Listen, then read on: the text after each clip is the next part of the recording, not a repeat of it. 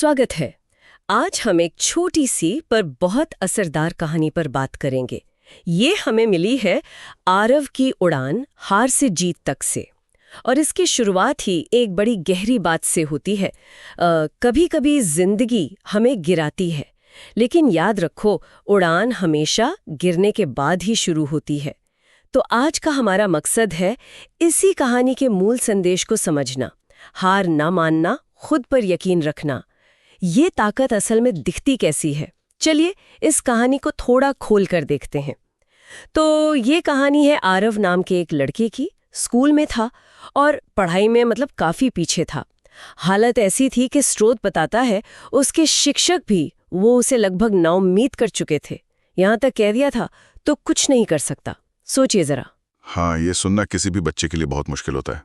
और यहीं पर बाहरी नकारात्मकता का असर साफ दिखता है जब आपके शिक्षक ही ऐसा कहें। बिल्कुल। तो हौसला टूटना को स्वाभाविक है, लेकिन कहानी का असली मोड़ तब आता है जब आरव वो इन बातों को अपने ऊपर हावी नहीं होने देता। श्रुत कहता है, एक दिन आरव ने ठान लिया अब खुद को साबित करना है। ये जो अंदर की आवाज होती है ना, ये फैसला, यही सबसे अहम है। हाँ, वो अंदरूनी संकल्प। बिल्कुल। यूं समझ लीजिए कि उसने अपनी कहानी का कंट्रोल अपने हाथ में ले लिया। सही कहा। और फिर जो शुरू हुआ वो आसान नहीं था बिल्कुल। स्रोत में लिखा है, रोज सुबह 5 बजे उठना, जबरदस्त मेहनत, घंटों पढ़ाई करना। यहाँ तक कि एक बहुत ही मानवीय पहलू भी है। वो कहते हैं कि इस दबाव में वो रोया भी। ये बात कहानी को कितना असली बना देती है ना? हाँ, बिल्कुल।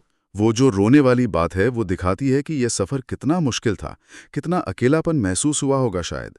लेकिन महत्वपूर्ण ये है कि वो रुका नहीं। अगर हम इसे थोड़ा मनोवैज्ञानिक नजरिए से देखें तो आरव ने अपनाया जिसे कहते हैं इंटरनल लोकस ऑफ कंट्रोल। अच्छा, वो क्या होता है? मतलब ये मानना कि मेरी जिंदगी के जो नतीजे हैं वो बाहरी चीजों पर कम और मेरे अपने कामों पर ज्यादा निर्भर करते हैं। उसका वो लगातार प्रयास, उसकी जिद, यही वो चीजें थी जिन्होंने आखिरकार बदलाव लाया। और नतीजा वो आईएएस अफसर बना। वाह। हाँ, लेकिन ये सिर्फ एक पद पाने की कहानी नहीं है, ये अंदरूनी बदलाव की कहानी है, आत्मविश्वास को सच साबित करने की। तो सारी ये निकल रहा है कि दुनिया आपके बारे में क्या सोचती है, क्या राय रखती है, उससे कहीं ज्यादा ताकत इस बात में है कि आप खुद अपने बारे में क्या मानते हैं। बिल्कुल यही। पर क्या ये हमेशा इतना सीधा होता है? सिर्फ ठान लेने और मेहनत करने से हमेशा मनचाहा नतीजा मिल ही जाता है? स्रोत इस पर कुछ और कहता है। देखिए, कहानी आदर्श जरूर लग सकती है, पर इसका मतलब ये नहीं कि यह हकीकत से पूरी तरह परे है। स्रोत का जोर इस बात पे ज्यादा है कि बाहरी आवाजों को नकारने की क्षमता और अपने लक्ष्य पर टिके रहने का संकल्प, ये कितने शक्तिशाली हो सकते हैं। क्षमता और संकल्प। हाँ। आईएएस बनना शायद एक बड़ा उदाहरण है, लेकिन मूल सिद्धांत तो वही रहता है। स्रोत साफ कहता है, लोग क्या कहते हैं वो मायने नहीं रखता, तुम खुद क्या मानते हो वही तुम्हारी तकदीर बनाता है। तकदीर बनाना, ये सुनने में थोड़ा बड़ा लगता है। हाँ, शायद थोड़ा बड़ा चढ़ाकर लगे, पर इसका भाव तो यही है कि आप अपनी दिशा खुद तय करते हैं, अपनी कहानी खुद लिखते हैं एक तरह से। और ये हमें सोचने पर मजबूर करता है कि हम किन बाहरी विचारों को जाने अनजाने अपनी सोच पर हावी होने दे रहे हैं। सही बात है। तो हमने देखा कि आरव की कहानी सिर्फ सफलता की नहीं है, ये गिरने के बाद उठ खड़े होने की कहानी है, और सबसे जरूरी, खुद पर अटूट विश्वास रखने की। बिल्कुल।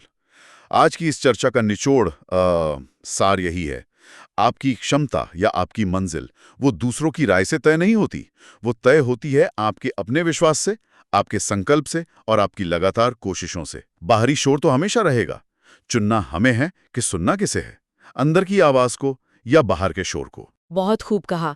और जाते जाते सभी सुनने वालों के लिए एक सवाल सोचने को छोड़ जाते हैं। ऐसी कौन सी बाहरी आवाज या शायद अपनी ही कोई पुरानी सोच है जो किसी को आगे बढ़ने से रोक रही हो सकती है, और उसे चुनौती देने के लिए सबसे पहला, चाहे कितना ही छोटा क्यों ना हो, वो कदम क्या उठाया जा सकता है?